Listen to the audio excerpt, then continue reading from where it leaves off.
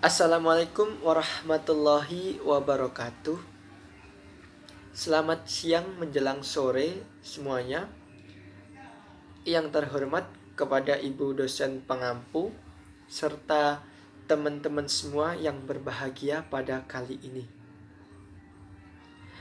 Alhamdulillah, kita masih berjumpa pada kesempatan kali ini, yang mana pada pertemuan perkuliahan yang keenam pada mata kuliah materi dan pembelajaran Quran Hadis di MTS MA. Baik teman-teman semua, pada kesempatan kali ini perkenankan saya Efik Yusrul Huda NIM 206 akan menyampaikan materi pada kali ini mengenai model pembelajaran kisah dalam Al-Quran dan Hadis.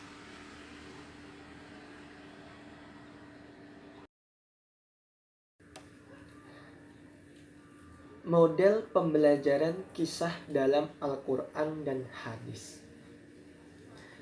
Perlu kita ketahui terlebih dahulu, dalam proses pembelajaran perlu kita tekankan akan model mengajar.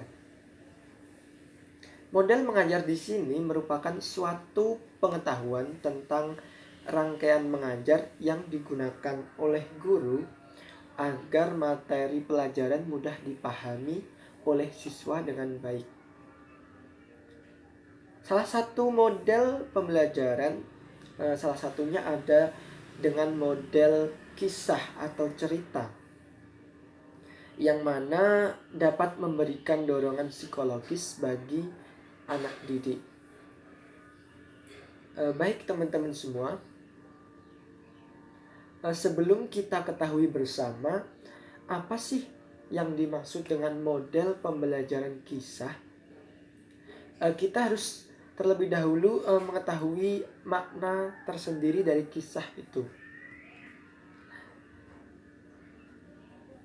Solah Al-Khalidi mengistilahkan kisah dalam bahasa Arabnya yaitu Al-Qasas. Beliau memberikan dua makna, yang mana pertama ada kisah berarti jejak atau atsar, yang mana sudah dijelaskan dalam surat Al-Kahfi ayat 64, yang artinya lalu keduanya kembali mengikuti jejak mereka semula. Jadi di sini Al-Khalidi memaknai kisah berarti jejak. Beliau menafsirkan dalam surat Al-Kahfi ayat 64, di situ sudah tertera ada kata jejak. Kemudian yang kedua, kisah atau Al-Qasas berarti cerita yang dituturkan. Di situ dijelaskan dalam surat Ali Imran ayat 62, yang artinya sesungguhnya ini adalah kisah yang benar dan tak ada Tuhan yang berhak disembah selain Allah, dan sesungguhnya Allah dialah yang maha perkasa lagi maha bijaksana. Di situ sudah tertera juga bahwa kisah merupakan suatu kebenaran yang tidak lain dari Allah, begitu. Kemudian makna kisah dalam bahasa Arab sendiri yaitu artinya sama saja dengan cerita, yang bentuk jamaknya dari kisah yang berarti kisah atau cerita. Kemudian secara etimologinya, cerita di sini diartikan tuturan yang membentangkan bagaimana terjadinya sesuatu hal, baik peristiwa, kejadian, dan sebagainya, atau karangan yang menuturkan perbuatan, pengalaman, atau penderitaan orang dan sebagainya, baik yang sungguh-sungguh terjadi ataupun yang hanya rekaan belaka. Jadi cerita secara bahasa di sini atau etimologi itu suatu cerita kisah merupakan suatu cerita yang mana itu benar-benar terjadi atau hanya fiktif belaka, yang artinya membuat adegan tersendiri. Kemudian kita bisa simpulkan dari beberapa pengertian tadi di atas. Jadi kisah di sini diartikan sebagai jejak peristiwa, dongeng atau cerita yang mengandung ajaran atau pelajaran yang baik, anjuran, teguran atau peringatan yang baik. Jadi sudah jelas di sini kita bisa ambil kesimpulan bahwa kisah merupakan jejak atau peristiwa, dongeng atau cerita yang mengandung ajaran atau pelajaran yang baik gitu. Baik itu anjuran, teguran atau peringatan yang baik. Selanjutnya baru kita ketahui bersama model pembelajaran kisah, yaitu dapat diartikan bahwasanya model pembelajaran kisah adalah suatu penyampaian materi pelajaran dengan cara mengkisahkan kronologis terjadinya sebuah peristiwa, baik benar atau berbentuk fiktif saja. Jadi di sini model pembelajaran itu guru bagaimana bisa menyampaikan materi itu dengan mengkisahkan suatu peristiwa secara kronologis. Di sini kronologis yaitu secara runtut dari awal sampai akhir, dari permulaan sebuah cerita, di mana di situ di endingnya atau di akhir ada kesimpulan yang dapat kita ambil. Model kisah ini ialah suatu cara untuk melaksanakan kegiatan kependidikan, khususnya penyajian materi pelajaran melalui sebuah kisah. Ketika di sini dikaitkan dalam Al-Quran serta hadis, jadi yang dimaksud model kisah dalam Al-Quran dan hadis adalah bagaimana cara Al-Quran dan hadis untuk menjelaskan makna yang tersirat dalam kisah tersebut. Sesuai dari pokok bahasan pada pertemuan kali ini, yaitu model pembelajaran kisah dalam Al-Quran dan hadis. Jadi itu bagaimana cara guru menyampaikan suatu materi kepada peserta didik yang dengan cara kisah yang dapat diambil dari sebuah cerita di Al-Quran serta hadis. Begitu. Selanjutnya Abdurrahman An-Nahlawi menggolongkan kisah menjadi dua. Yang pertama ada kisah Qur'ani sama kisah Nabawi. Kisah Qur'ani di sini diartikan sebagai kisah yang terdapat dalam Al-Quran. Dan dalam Al-Quran tersebut ditampilkan seluruh tokoh secara wajar dan objektif, tanpa dicampuri sikap keji dan dosa seperti yang dilakukan oleh para penulis. Jadi di sini kisah Qur'ani benar-benar realistis dari sebuah cerita yang terkandung dalam Al-Quran tersebut, tanpa ada tambahan atau rekaan dari seorang penulis gitu. Kemudian kisah Nabawi. Kisah ini tidak berbeda dengan kisah Qur'ani. Akan tetapi kisah Nabawi lebih banyak bercerita tentang aspek tertentu dari kehidupan susila, yaitu kehidupan sosial, yang mana sebagai contoh anjuran dalam ikhlas beramal soleh, kemudian mensyukuri nikmat Allah dan sebagainya. Jadi di sini dalam aspek sosial manusia yang memberikan makna atau kandungan terhadap manusia dalam hal sosial. Lalu dengan kontribusi kisah dalam pembelajaran di sini, yang mana dapat membantu guru pada penjelasan penafsiran dan memudahkan berbagai kesulitan dalam memahami sebuah ilmu pengetahuan serta menambah wawasan siswa. Kemudian apa sih hakikatnya yang diketahui anak didik? Tentu banyak, sehingga seorang guru harus mampu menjelaskan kepada anak didiknya melalui cerita-cerita atau hikayat kepada anak didiknya yang berbagai hakikat dalam aktivitas kehidupannya.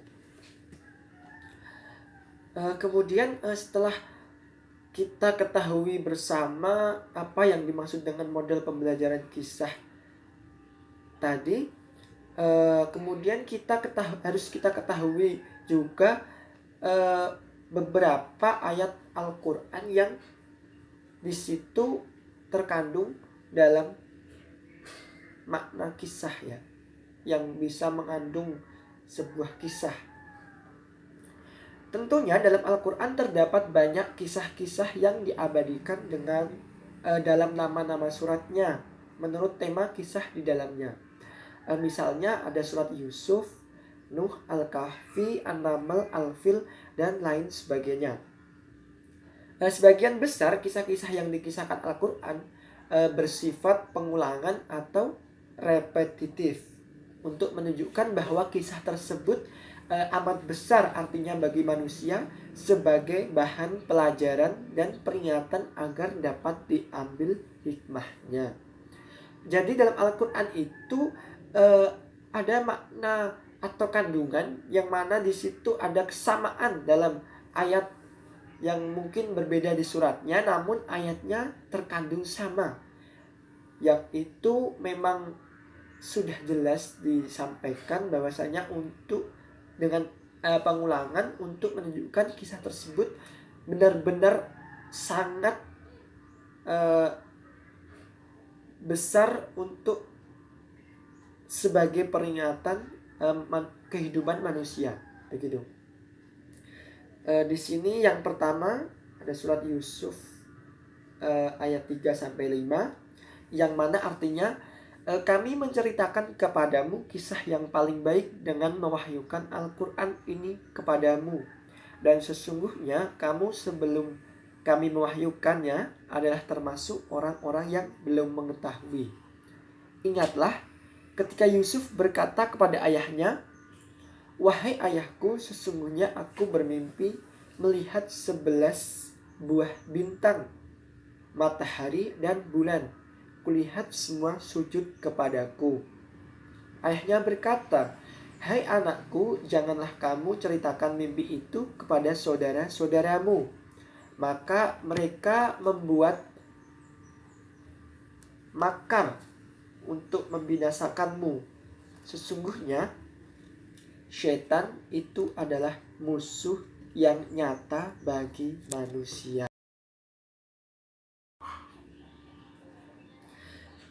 Kemudian Ibnu Katsir menafsirkan, kami menceritakan kepadamu kisah yang paling baik dengan mewahyukan Al-Quran ini kepadamu. Berhubungan dengan sebab turunnya ayat ini, terdapat hadis yang diriwayatkannya oleh Ibnu Jarir bahwa Ibnu Abbas berkata, para sahabatnya bertanya, "Wahai Rasulullah, andaikan engkau bercerita kepada kami, maka turunkan ayat, kami menceritakan kepadamu kisah yang paling baik." Hadis riwayat Ibnu Jarir. Dalam ayat lain Allah juga berfirman dalam surat Al-A'raf ayat 176 yang mana artinya, "Dan kalau kami menghendaki, tentulah kami tinggikan derajatnya dengan ayat-ayat itu, tetapi dia cenderung kepada dunia dan menurutkan hawa nafsunya yang rendah. Maka perumpamaannya seperti anjing, jika kamu menghalaunya, dia ulurkan lidahnya, dan jika kamu membiarkannya, dia mengulurkan lidahnya juga. Demikianlah itu perumpamaan orang yang mendustakan ayat-ayat kami. Maka ceritakanlah kepada umatmu kisah-kisah itu agar mereka berfikir." Kemudian Al-Maraghi menafsirkan, maka kisahkanlah kepada umatmu kisah-kisah itu agar mereka berpikir, yakni ceritakanlah hai rasul-rasul yang mulia, kisah-kisah tentang orang-orang yang menyerupai keadaannya dengan keadaan mereka yang mendustakan ayat-ayat terang yang kamu bawa. Dengan kisah-kisah itu, mereka diharapkan mau memikirkannya, sehingga keadaan mereka yang buruk dan perumpamaan mereka yang jelek akan menyebabkan mereka mau berlama-lama memperhatikan dan berpikir dengan pikiran yang jernih tentang keadaan diri mereka sendiri, dan mau memandang ayat-ayat Allah dengan mata hatinya, bukan dengan nafsunya dan sikapnya yang bermusuhan. Dari kedua garis besar tadi dalam ayat kedua surat tadi, apa maksudnya? Pendidikan yang menggunakan kisah dan perumpamaan agar mereka mau memikirkannya, sebab pengaruhnya lebih kuat daripada sekedar memberi alasan, bukti-bukti tanpa dibarengi dengan perumpamaan. Ayat di atas juga mengisyaratkan betapa besar manfaat berpikir dan bahwa berpikir itu merupakan prinsip ilmu dan jalan yang akan menyampaikan kepada kebenaran. Seperti firman Allah dalam surat An-Nahl yang artinya, sesungguhnya pada yang demikian itu benar-benar terdapat tanda-tanda kebesaran Tuhan bagi orang-orang yang memikirkannya.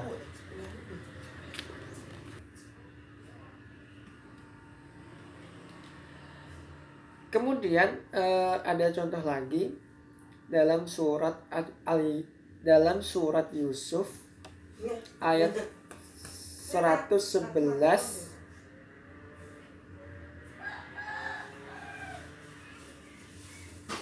Allah berfirman dalam surat Yusuf ayat 111 yang artinya, sesungguhnya pada kisah-kisah mereka itu terdapat pengajaran bagi orang-orang yang mempunyai akal.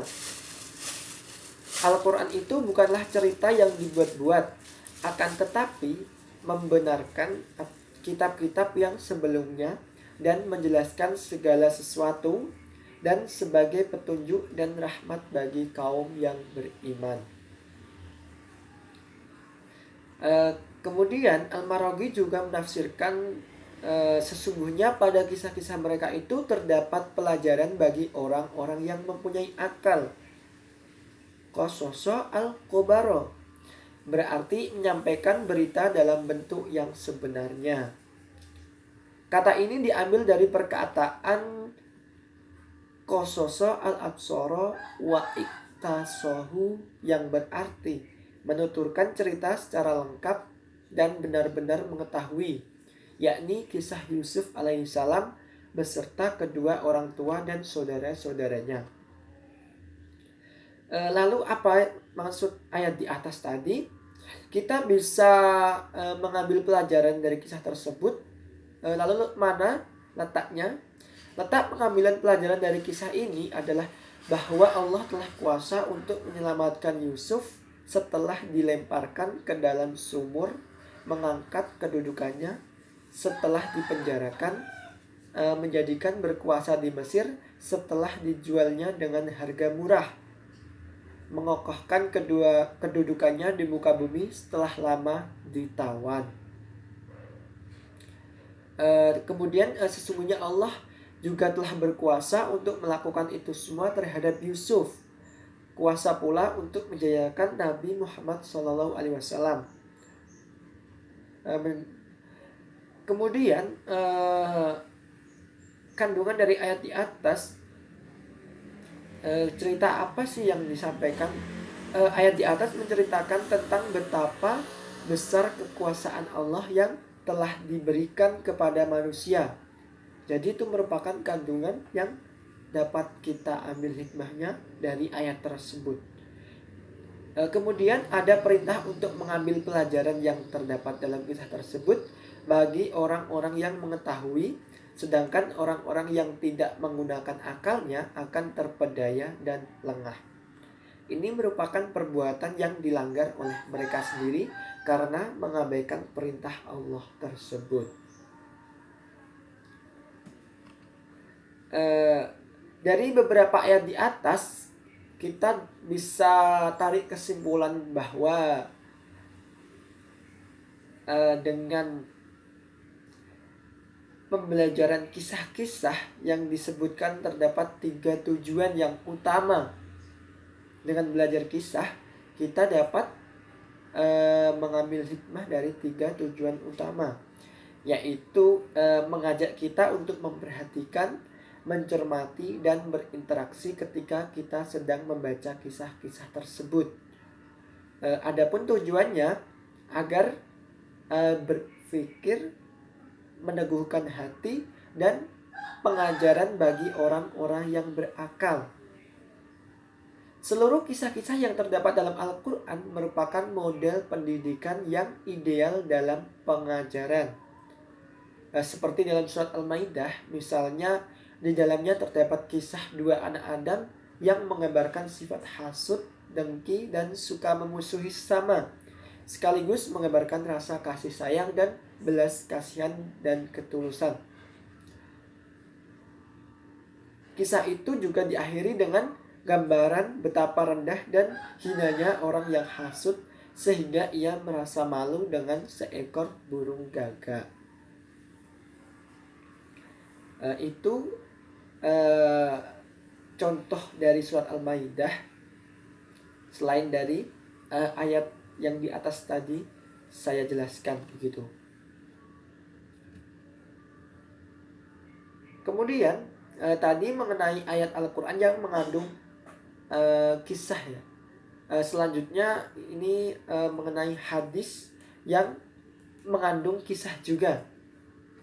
Contoh di sini yang saya sebagai sampelnya, ada kisah 3 orang dari kaum Bani Israel. Ketiga orang tersebut adalah si belang kulitnya, si botak rambutnya, dan si buta matanya. Mereka masing-masing memiliki kekurangan dalam dirinya. Oleh karena itu Allah Subhanahu wa ta'ala pun ingin menguji seberapa bersyukurnya mereka atas nikmat yang telah diberikan Allah kepadanya, dan seberapa batas kesabarannya atas kecacatan tubuh yang menimpa dirinya. Yang pertama ada si botak, yang mana ketika ditanya oleh malaikat, si botak menginginkan rambut yang indah agar orang-orang tak mencelakanya dia. Kemudian si belang, ketika ditanya malaikat, si belang menginginkan warna kulit yang indah serta ingin penyakit kulitnya yang menyebabkan orang-orang merendahkannya itu bisa hilang dan sirna dari tubuhnya. Kemudian yang terakhir untuk si buta, ketika ditanya malaikat, berharap semoga Allah mengembalikan penglihatannya sehingga si buta dapat melihat orang-orang di sekelilingnya. Dari harapan ketiga kaum Bani Israel tersebut yang diuji atas kesabarannya, akhirnya Allah Subhanahu wa ta'ala mengabulkan atas permintaannya. Lantas apa kelanjutan dari kisah kaum Bani Israel ketiga tersebut? Pastinya ada hikmah tersendiri, ada hikmah yang bisa diambil dari harapan mereka ketiga bersama tersebut. Selanjutnya yang terakhir ada manfaat model pembelajaran kisah. Jadi setelah kita ketahui bersama model pembelajaran kisah itu tadi apa, bagaimana, kemudian ketika sesuai pokok materi pada pertemuan kali ini ada dalam Quran dan hadis, model pembelajaran kisah dalam Al-Quran dan hadis itu seperti apa, dan ayatnya yang mengandung kisah itu apa saja, kemudian hadis juga. Yang terakhir kita ketahui bersama apa sih manfaat dari model pembelajaran kisah tersebut. Yang pertama, dapat memberikan sejumlah pengetahuan sosial, nilai-nilai moral, dan keagamaan. Kemudian yang kedua, dapat memberikan pengalaman belajar untuk berlatih mendengarkan, sehingga anak memperoleh informasi tentang pengetahuan dan nilai sikap untuk dihayati dan diterapkan dalam kehidupan sehari-hari. Yang ketiga, memungkinkan anak mengembangkan kemampuan kognitif, afektif, maupun psikomotor. Kemudian yang keempat, kisah bermanfaat bagi perkembangan pengamatan, ingatan, fantasi, dan pikir anak. Kemudian yang kelima, bahan kisah yang baik dan terpilih berguna sekali untuk pembentukan budi pekerti anak. Kemudian yang keenam, bentuk kisah yang tersusun baik dan cara penyajiannya juga baik akan dapat menambah pengetahuan umum dan perbendaharaan bahasa. Jadi kesimpulannya,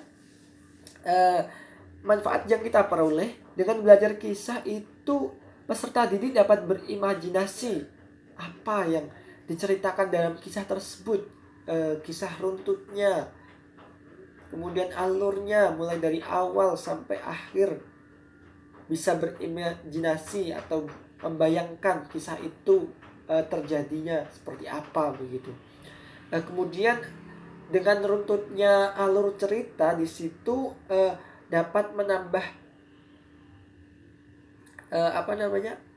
pengetahuan peserta didik tentang penyajian dalam suatu bahasa atau kronologis.